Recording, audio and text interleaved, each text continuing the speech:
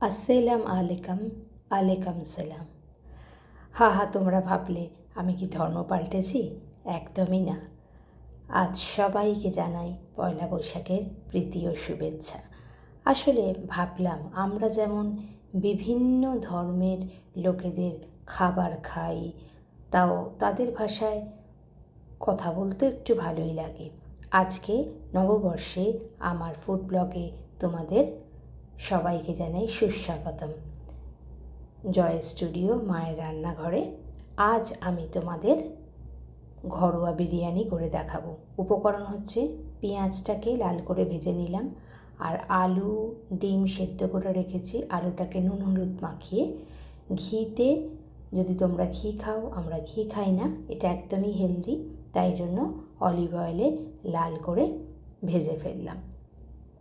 আর এদিকে মাংস কষা হচ্ছে। এখানে মাংসের মধ্যে নর্মাল আদা পেঁয়াজ রসুন গরম মশলা টমেটো দিয়ে যেরকম মাংস করা হয় সেরকম একদম ভালো করে কষা মাংস করা হচ্ছে। আর ভাতটা দেখেছিলে বসিয়েছিলাম চালটা, এটা বিরিয়ানি রাইস অথবা দেরাদুন রাইসও করা যায়। এবার ভাতটা ভালো করে ঝরঝরে করে ওই মাংসর উপর দিয়ে দেব, মানে দিয়ে দিচ্ছি আর কি। এবার দিয়ে একটু ভালো করে নাড়াচাড়া করব, তারপরে আমি গ্যাসটা বন্ধ করে দেব। অবশ্যই আমার চ্যানেলটা তোমরা সাবস্ক্রাইব করো আর ভিডিওটা প্রথম থেকে শেষ অবধি দেখো, এবং চটজলদি বাড়িতে বাচ্চারা বিরিয়ানি খেতে চাইলে বা বড়রাও খেতে চাইলে কিভাবে করবে সেটাই তোমাদের আমি দেখাচ্ছি। এবং এটার মধ্যে খুব একটা বেশি মশলাও পড়ে না, সেই জন্য ভালোই হয়। আর এই পাত্রের মধ্যে দুধে কেশর দিয়ে গুলে রেখেছি। কেশর যদি না থাকে তাহলে তোমরা অল্প হলুদ দিতে পারো। এবার ওই মাংসটার মধ্যে ভাতটা দিয়ে দিয়েছিলাম।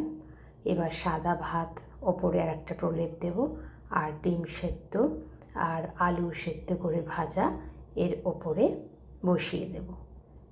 তারপর কি করছি দেখো।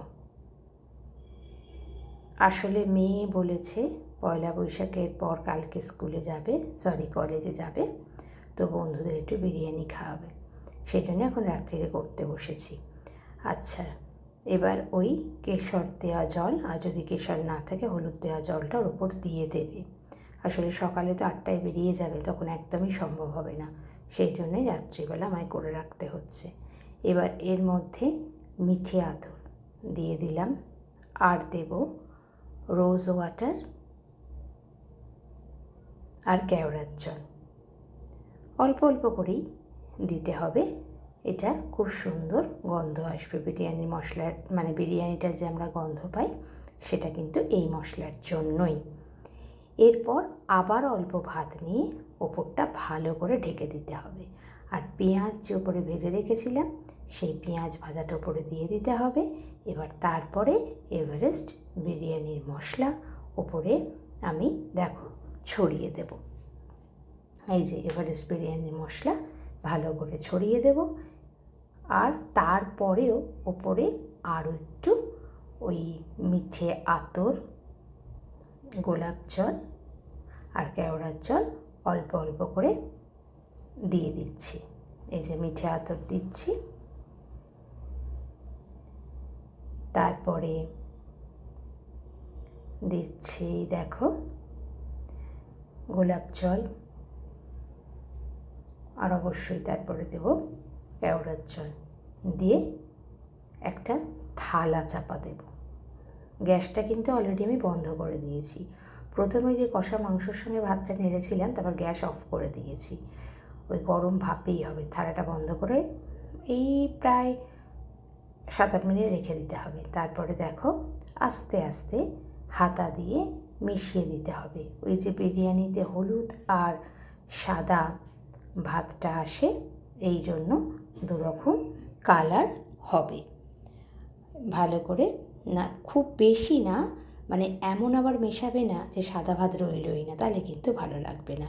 এই দেখো বিরিয়ানি রেডি।